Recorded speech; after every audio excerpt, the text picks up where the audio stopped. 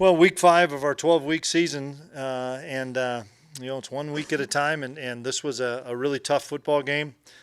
So proud of the guys' resolve in the second half.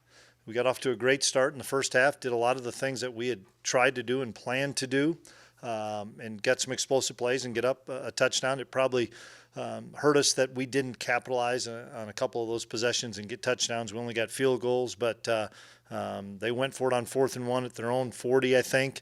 That's kind of the thing we talked about the other day in the analytics. We stop them, at least get 3 out of it. And so we're up 13-0, and then we just played really poor in the second quarter. Got out of rhythm on offense, didn't tackle really well on defense after tackling really well in the first quarter. They started blitzing us all the time, and we couldn't get the ground game going. We couldn't get guys free. Adrian was running a little bit for his life, and so I was a little upset. You can ask the guys, I was a little upset at halftime because I thought we let them off the hook a little bit. We could have been up big in the first half, and we lost some momentum, and then we have a dumb penalty, and they get a field goal before half, and it's 13-10, and you're like, how in the heck does this game 13-10? But to challenge the guys at halftime that we were a better football team, and that we needed to rise up and show some resolve, and somebody needed to make some plays, and we needed to stand up in the second half and say, people aren't going to come in here and push us around at home. And we played really well late in the third quarter and then all the fourth quarter. We were able to finally get pressure on the quarterback. Really good player. Donovan Smith's really good player. And Felix was able to get to him. Khalid was able to get to him. We were able to get him to turn the football over. And then, I think they blitzed us so much, we finally found some creases. And when you do blitz like that, you do have a tendency to give up explosive plays. And we had a number of explosives, which we really needed to have because we weren't going to nickel and dime them with as much as they were pressuring us. How good was Adrian in the running game? He was really good. I thought our O-line blocked in the run game extremely well, and he was very patient. And when you do blitz and you crack that first line, there's not many kids that can catch Adrian. And he had a couple of explosive plays. Deuce had a couple of explosive plays in times where we had to have it to flip the field. Is that more like Khalid Duke, what we saw today? We brought him a lot. I think you guys noticed that. We put him on the line of scrimmage and let him do what he does really well. And then we also dropped him in coverage too to try to help at least some of our tendencies. But I was excited because he had a big smile when we said you're going to get to go rush the quarterback today, and he made some big plays. On defense, when you look at the stat sheet and see turnovers, fumbles, interceptions, and sacks, what stands out to you most there? The turnovers. When you think we get them to turn it over 4 times, plus they went for it on 4th down twice and missed it, that's really like 6 possessions you get. We made some mistakes. Give them credit. I thought their kid made a great play on Echo. Echo's trying to fight him off. He one-hand catch. That was a big-time play by that kid. But we blew a couple coverages and gave up some seam routes that we can't have. And, we got him into a few negative plays, which helped us. And it was one of those things where 82 plays is a little bit too much for us. We played an awful lot of guys. You saw some different players. You saw Gavin Fortier out there. You saw Dez out there. You saw Jacob Parrish out there. You saw a lot of different players, but when it was getting to that big of a play count, plus second half we were having so many explosive plays that we were back out in the field. Well, was it pretty much just blitzing that took you a while to go from really nice offensive plays early to finally getting back around to it? That's the main thing is they started bringing the house. Coach, when Deuce Vaughn fumbles, gets hurt, he's able to come back into the game, has those explosive runs. What's going through your mind? Just make sure he's okay, and then get him back in the offense and get him the football back.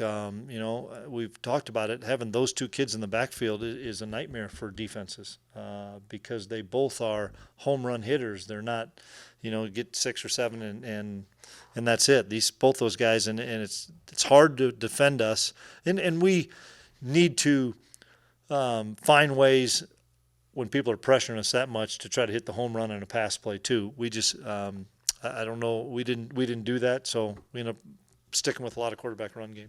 And then you talk about the quarterback run game. Was that kind of an emphasis coming out of the locker room in the second half, was to get Adrian more involved with play calling? I think it started more later in the third quarter.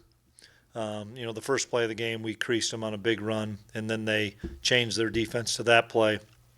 And then we started hitting some short routes to Cade and Malik and Phil. And then they changed that and said, heck, we're just going to blitz you. And it just took us a while to get it figured out of what run plays were going to be successful.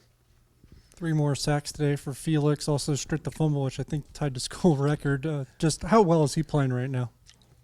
He's relentless right now. He is really relentless, and it's fun to watch him go to work. And I think he appreciated Khalid being out there with him, because I think it took a little bit of heat off of him.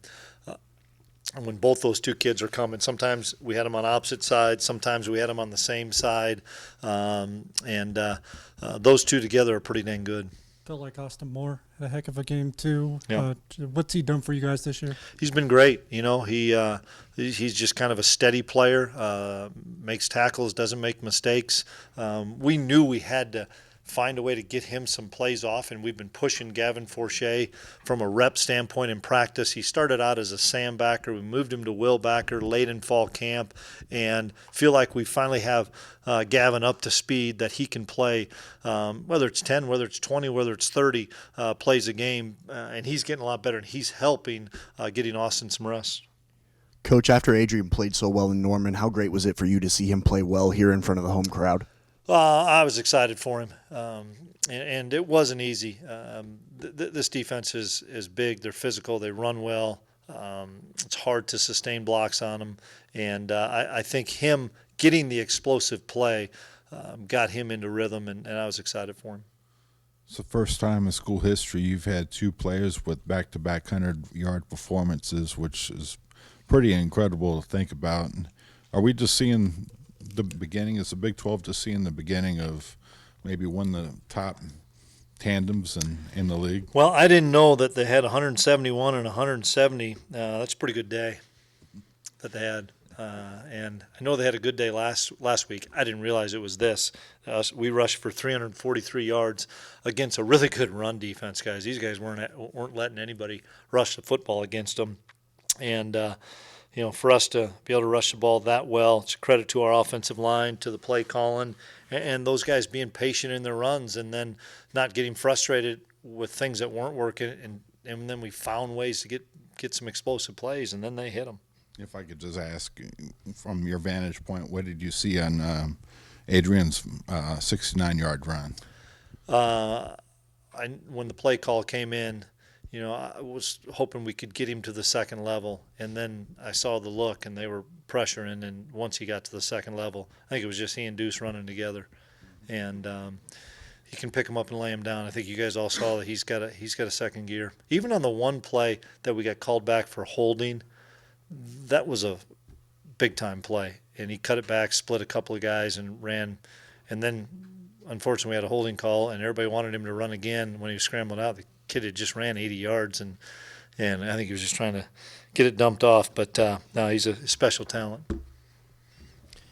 Coach, from a perspective of the defense, I know you guys gave up a lot of yards again, and you said that you didn't want to give Texas Tech that many plays, but has the play of your defense through the first 5 weeks maybe exceeded what expectations you had for them entering the season? No, not at all. We have high expectations, high standards on defense. The players would tell you that. They're probably more disappointed that we gave up 28 points and 400 and some yards, but I promise you they're more excited about the win than they are the yards. And they also, and Coach Klieman and the staff do a great job of emphasizing the positive, whether it's the sacks, whether it's the forced fumbles, whether it's the interceptions, whether it's the fourth down stops.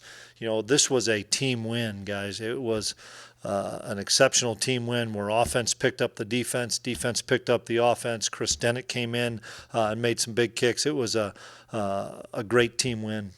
And then your secondary continues to seemingly play well. I know that you gave up a little bit more passing yards than you wanted to today, but what kind of play have you seen out of guys like Josh Hayes, Julius Brents, Kobe Savage over the last couple of weeks? We're playing well in the secondary. I think we can play better.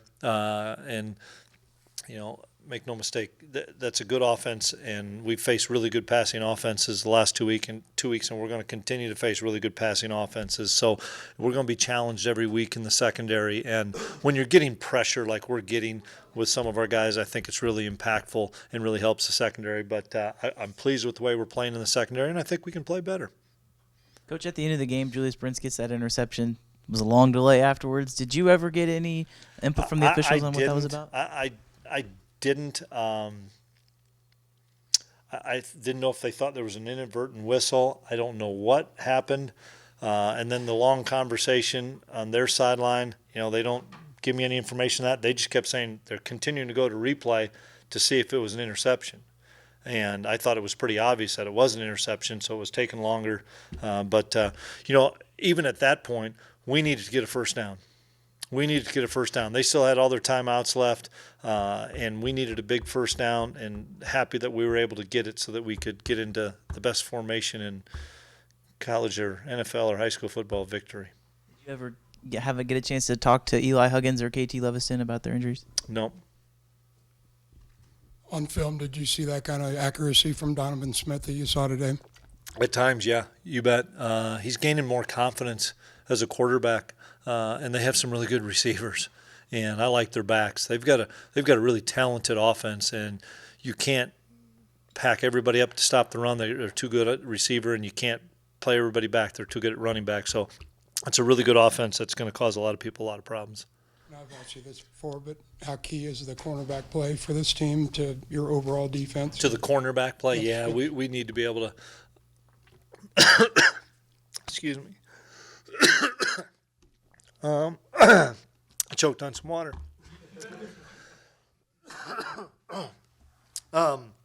We have to play man coverage for sure.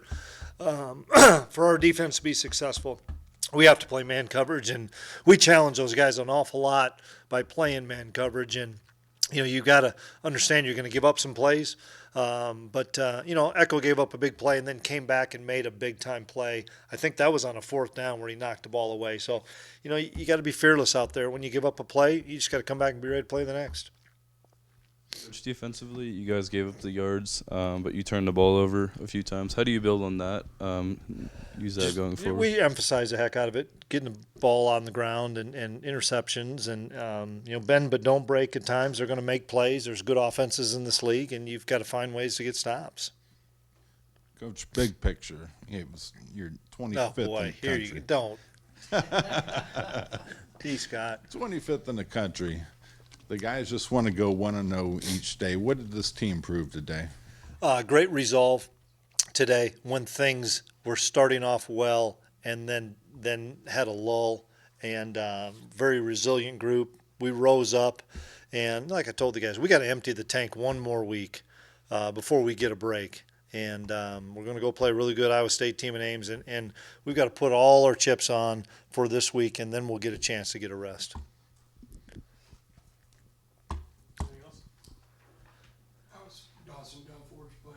I was happy he came in and did some things and came in at a couple of critical situations where we moved the chains or got an explosive play. I can't remember when KT went out, but I know Dawson played a handful of snaps, and excited to see him get some snaps there.